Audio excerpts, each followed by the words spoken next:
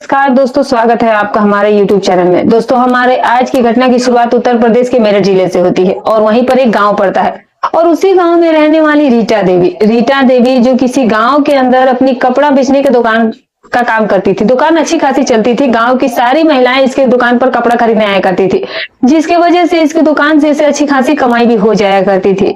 अब जो रीटा देवी होती है, इसके पति की 3 साल पहले ही मौत हो गई थी, जिसकी वजह से घर की सारी जिम्मेदारी इसके कंधों पर आ जाती है। लेकिन यह महिला रीटा देवी पति के गुजर जाने के बाद अकेलापन घर के अंदर महसूस करने लग जाती है। रीटा देवी के परिवार में इसका ससुर सुंदर सिंह होता है और इसका एक बेटा भी होता है जिसका नाम आरव होता है। अब जो रीटा देवी होती है वो इस बात को सोचने लग जाती है कि मुझे अपना अकेलापन किसी न किसी तरीके से दूर करना है। इसके पड़ोस में एक लड़का रहता था जिसका नाम राजन था और जो कि 10वीं कक्षा में अपनी पढ़ाई किया करता था। ये महिला उस लड़के को हर रोज स्कूल जाते हुए देखा करती थी।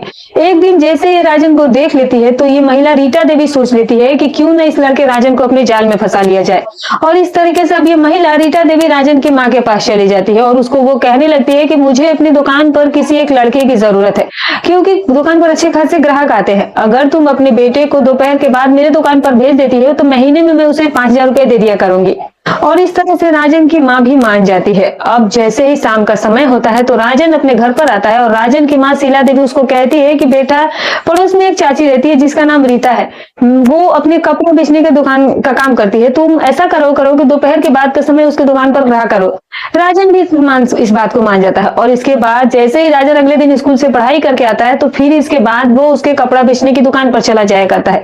जैसे ही राजन रीता की दुकान पर जाता है तो आज रीता काफी ज्यादा खुश हो गई थी। रीता राजन से कहती है कि राजन, तुम ऐसा करना कि मेरी दुकान पर काम करते करते अपनी पढ़ाई भी कर लिया करो। इसके बाद राजन कहता है कि आपकी दुकान पर तो अच्छे खासे ग्राहक आते हैं, मैं इस समय पर पढ़ाई जो है वो ठीक से नहीं कर पाऊंगा। अब ये महिला रीटा देवी राजन से कहती है कि देखो, मैं भी काफी पढ़ी लिखी हूँ, तुम ऐसा करना है कि रात के समय मेरे घर पर पढ़ाई करने के लिए आ जाया करो, मैं तुम्हें पढ़ा दिया करूंगी। राजन भी मान जाता है और इसके बाद जैसे ही रात के करीब 7 बजे के आसपास का वक्त होता है तो राजन इसकी दुकान से निकलता और अपने घर पर चला जाता है और अपनी माँ से कहता है कि माँ, मुझे रीटा चाची ने अपने घर पर पढ़ने के लिए बुलाया, वो मुझे पढ़ा दिया करेंगे क्योंकि वो अच्छी खासी पढ़ी लिखी महिला है। लेकिन राजन की माँ जानती थी कि वो कैसी महिला है। अब राजन की माँ राजन से कहती है कि बेटा, तुम्हें उसके पास जाने की रात में कोई जरूरत नहीं है, क्योंकि उसका चाल चरित्र जो है वो ठीक नहीं है। और इस तरीके से थोड़ा वक्त गुजर जाने के बाद जैसे ही रात के करीब 8 बजे का वक्त होता है तो फिर रीता राजन के माँ के पास फोन कॉल करती है और उससे कहती है कि तुम अपने बेटे राजन को मेरे घर पर भेजो। लेकिन राजन की माँ साफ साफ मुकर जाती है और इस तरीके से आज तो राजन बच गया था।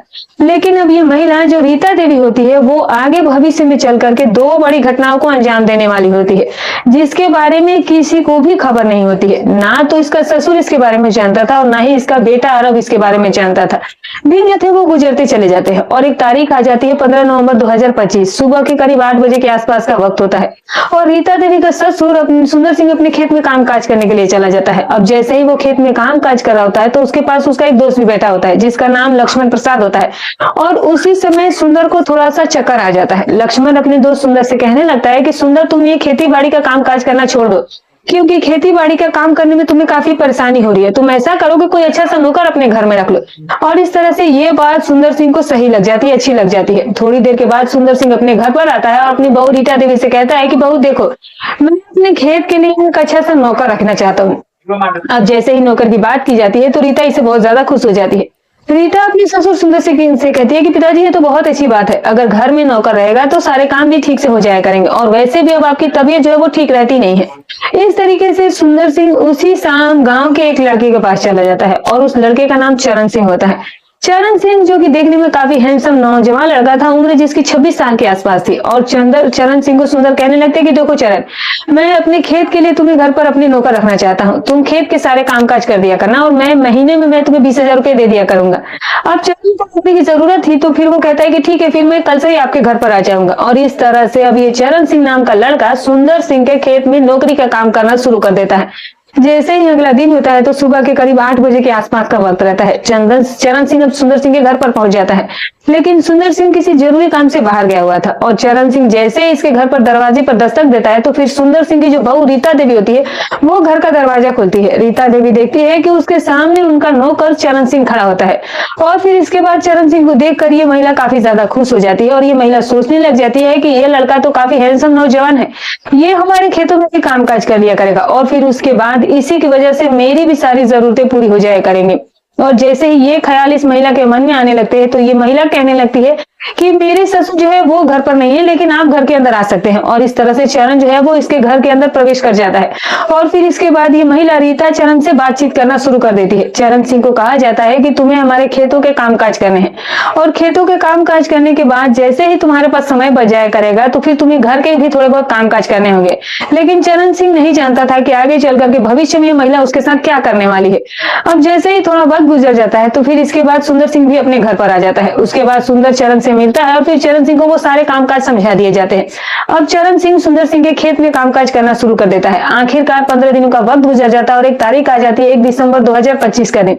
सुबह के करीब 8 बजे के आसपास का वक्त होता है। सुंदर सिंह अपनी बहू रीता से कहने लगता है कि मुझे 2 दिनों के लिए किसी जरूरी काम से बाहर जाना पड़ेगा और मैं 2 दिनों तक घर पर नहीं आऊंगा। अब जैसे ही ये बात बहू को बताई जाती है तो बहू इससे काफी ज्यादा खुश हो जाती है। बहू सोचने लगती है कि उसके पास अच्छे खासे 2 दिन है और 2 दिन वो अपने नौकर के साथ अच्छे तरीके से गुजार सकती है। ऐसे ऐसे ख्याल उसके मन में आना शुरू हो जाते हैं।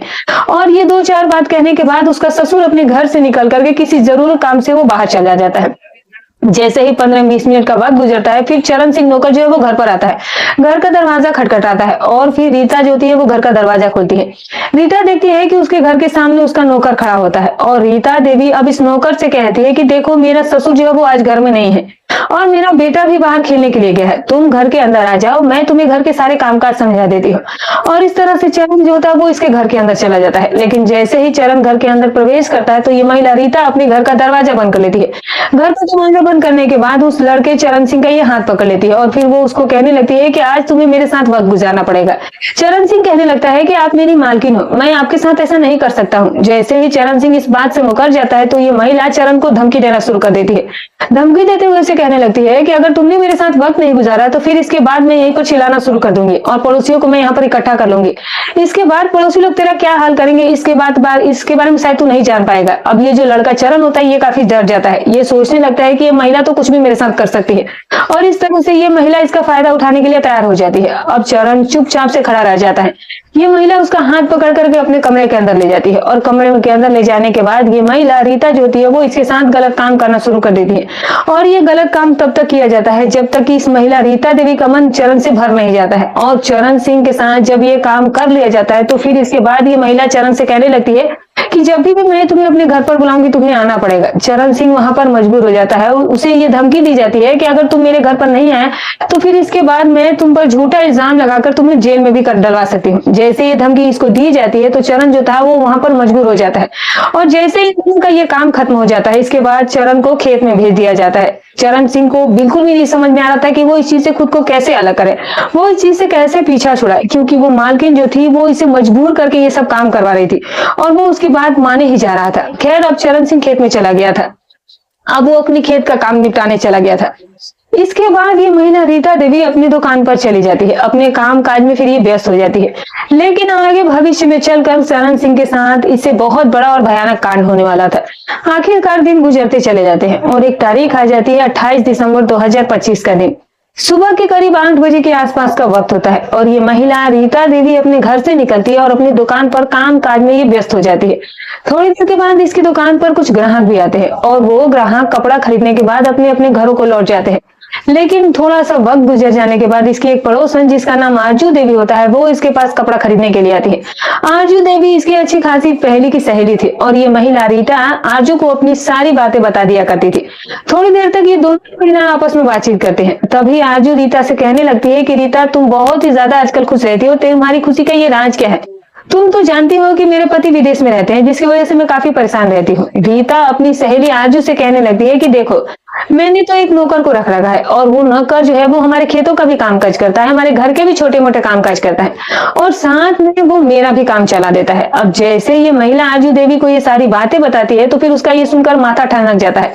आरजू देवी कहने लगती है कि तुम अपने नौकर के साथ समय गुजारी हो। तभी रीता कहने लगती है कि इसमें क्या हर्ज वाली बात है। अब आरजू देवी भी सोचने लग जाती है कि अगर मैं भी इसके नौकर के साथ थोड़ा सा वक्त गुजार लेती हूँ तो इसमें तो कोई आपत्ति वाली बात नहीं होगी। आरजू देवी साफ साफ शब्दों में रीटा देवी से कहने लगती है कि रीटा, तुम्हारा जो नौकर है मैं उसके साथ थोड़ा सा वक्त गुजारना चाहती हूँ। अब जैसे ही रीता देवी को ये बात कही जाती है तो रीता कहने लगती है कि चलो कोई बात नहीं है, मैं उससे बातचीत करके एक बार देखती हूँ। लेकिन आरजू फिर कहती है कि मेरे घर पर तो मेरी सासू रहती है और वो मुझ पर बाज की तरह नजर भी रखती है, ये काम मेरे घर में तो नहीं हो सकता है। लेकिन रीता कहने लगती है कि ये सारा काम आज रात मेरे ही घर में होगा। अब आरजू कहने लगती है कि तुम्हारे घर के अंदर तो तुम्हारा बेटा आरो भी होता है और तुम्हारा ससुर सुंदर सिंह भी तो होंगे, उन दोनों के रहते हुए भला ये काम कैसे होगा। इसके बाद रीता कहती है कि जैसे ही मैं तेरे पास रात के समय फोन करूंगी तू मेरे घर पर आ जाना, बाकी की सारी बात मैं संभालूंगी।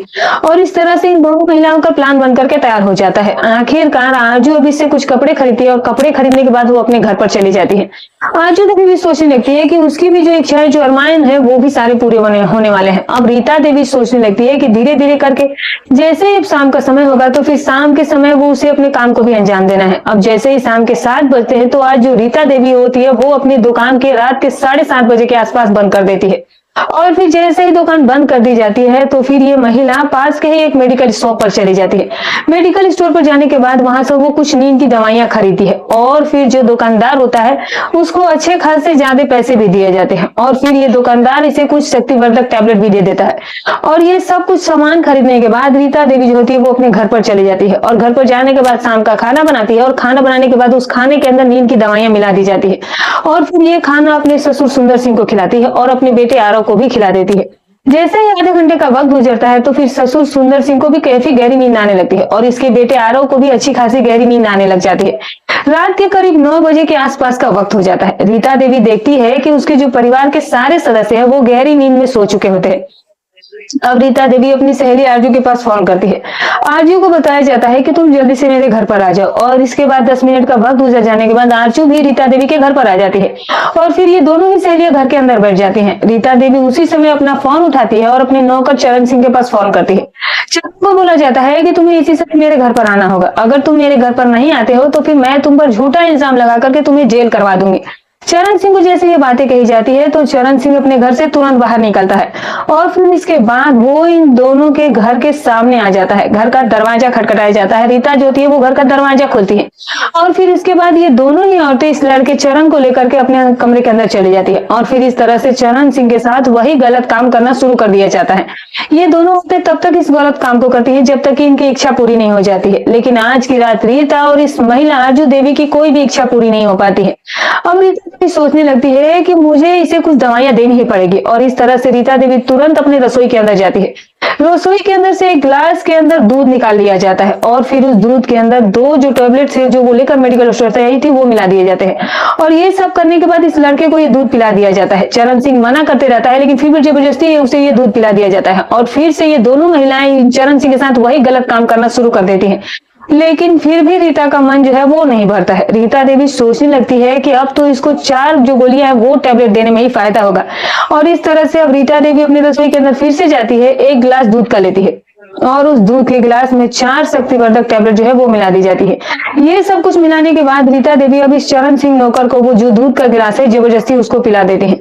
कम से कम 20 से 25 मिनट का वक्त गुजर जाता है और इतना वक्त गुजर जाने के बाद चरण सिंह को अब चक्कर आना शुरू हो जाता है। चरण सिंह की सांसें जो है वो फूलना शुरू हो जाती है और देखते ही देखते उसकी तबीयत जो है वो खराब होनी शुरू हो जाती है। दूसरी तरफ ये दोनों औरतें लगातार इस बात को देखते रहती है और थोड़ी देर के बाद जो चरण सिंह होता है उसका जो शरीर होता है वो बिल्कुल ही काम करना बंद कर देता है और फिर जैसे ही वो महिलाएं इस चरण सिंह को ऐसी आपत्तिजनक स्थिति में देखती है तो वो सोचने लगती है कि आखिर इस लड़के के साथ अचानक से क्या हो गया। इसके बाद रीता देवी और आरजू देवी दोनों इसके हाथ पैर को हिलाकर देखती है लेकिन लड़के के हाथ पैर जो थे वो हिल नहीं रहे थे। अब दोनों ही औरतें इस बात को सोच लेती है कि शायद लड़का जो है वो मर चुका है, ये अपना दम तोड़ चुका है और वास्तव में हुआ भी यही था। अब जैसे ही ये दोनों औरतें इस मृत शरीर को यानी कि चरण सिंह के मृत शरीर को अपने बेड पर पड़ा देखती है तो फिर इनके होश उड़ जाते हैं, इनके तोते उड़ जाते हैं। ये दोनों जो है वो सोचने पर मजबूर हो जाती है कि आखिर इसकी लाश का क्या जाए, क्या क्या किया जाए। उसके बाद रीता देवी आरजू से कहती है कि आरजू आज रात ही इसकी बॉडी को ठिकाने लगाना पड़ेगा।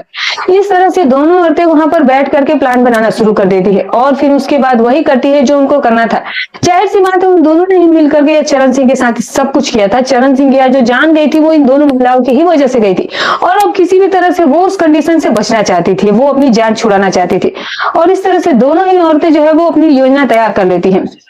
उसी समय ये रीता देवी अपने घर में कोई धारदार हथियार ढूंढना शुरू करती है और फिर इसके हाथ के अंदर एक धारदार हथियार मिल भी जाता है और उस हथियार के साथ चरण सिंह को टुकड़े कर दिए जाते हैं। उसकी लाश के टुकड़े करने के बाद इसको 2 बोरियों में भर लिया जाता है और फिर ये सब काम करने के बाद जो रीता देवी होती है वो आरजू से कहने लगती है कि देखो हमारे घर के अंदर मोटरसाइकिल खड़ी हुई है और पास में एक साइकिल भी खड़ी हुई है, लेकिन मोटरसाइकिल मुझे चलानी नहीं आती है। हम दोनों ऐसा करते हैं कि हम दोनों इसकी लाश को साइकिल पर रख करके तालाब के किनारे ले जाते हैं और फिर वहीं पर तालाब के अंदर इसे फेंक करके आ जाते हैं। इस तरह से दोनों ही औरतें अब इसके टुकड़ों को बोरियों में भरकर साइकिल पर रख लेती हैं और साइकिल पर रखने के बाद ये दोनों साइकिल को चलाकर ही वहां पर तालाब पास ले जाती हैं। जैसे ही थोड़ी सी दूरी तय कर ली जाती है तो उसी बीच गांव का एक किसान अपने खेतों की तरफ से लौट रहा था। उस किसान का नाम सूरज होता है और सूरज की नजर जैसे ही इन दोनों औरतों पर पड़ती है तो सूरज ये सोचने पर मजबूर हो जाता है कि आखिर ये दोनों औरतें रात के इस अंधेरे में साइकिल पर क्या लेकर जा रही है। दोनों महिलाओं के पास आ जाता है। सूरज इन दोनों महिलाओं से पूछने लगता है कि तुम इस तरह से साइकिल पर रात को क्या ले जा रही हो। अब जैसे ही सूरज महिलाओं से सवाल जवाब कर रहा होता है तो ये दोनों ही महिलाएं डर जाती है। इन दोनों महिलाओं के माथे पर पसीने आने शुरू हो जाते हैं और जब सूरज इस साइकिल पर अपनी टॉर्च मारता है तो फिर उसके होश उड़ करके रह जाते हैं। सूरज कुमार देखता है कि साइकिल पर कुछ बोरी के अंदर रखा हुआ था और उस बोरी के अंदर से खून की कुछ बूंदें जो थी वो टपक रही थी और उन बूंदों को देख करके वो काफी ज्यादा घबरा जाता है। सूरज जो है वो चिल्लाना और शोर मचाना शुरू कर देता है और शोर मचा करके वो पड़ोसियों को जमा कर लेता है और जैसे ही पड़ोसी जन सूरज के पास आते हैं तो सूरज कहने लगता है कि ये दोनों औरतें इन बोरियों के अंदर कुछ लेकर जा रही है और फिर इसके बाद पड़ोसी जन इन महिलाओं को वहीं पर पकड़ लेते हैं और जब बोरियों को खोल करके देखा जाता है तो सभी की आंखें जो थी वो फटी की फटी रह जाती है।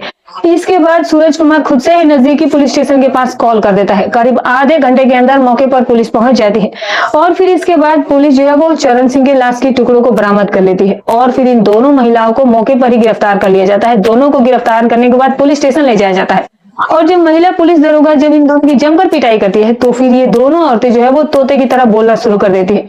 रीता देवी और साथ में आरजू देवी ये दोनों ही अपनी पूरी पोल पट्टी पुलिस के सामने खोलना शुरू कर देती है।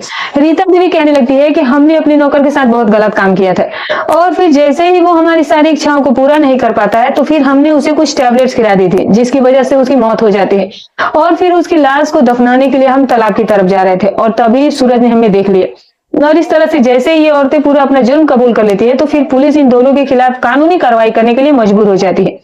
इसके बाद पुलिस जो है वो रीता देवी और आरजी देवी के खिलाफ चार्जशीट दायर करती है, लेकिन ये बात अब भविष्य के गर्भ में छिपी है कि आखिरकार जज साहब इन दोनों महिलाओं को क्या सजा सुनाने वाले हैं और इस तरह से इन दोनों औरतों ने एक भोले भाले नौकर की जान तक नहीं ली थी। दोस्तों ये रही कहानी। दोस्तों हमारी कहानी सुनाने का उद्देश्य किसी की भावनाओं को ठेस पहुंचाना नहीं है, ना ही किसी के दिल को आहत करना है, बस केवल आपको सतर्क करना है, आपको जागरूक करना है। तो आपकी जो भी राय हो दोस्तों कमेंट करके जरूर बताइएगा। फिर मिलूंगी कल एक और नई रोचक अच्छी कच्ची कहानी के साथ। तब तक अपना और अपने परिवार का ख्याल रखें।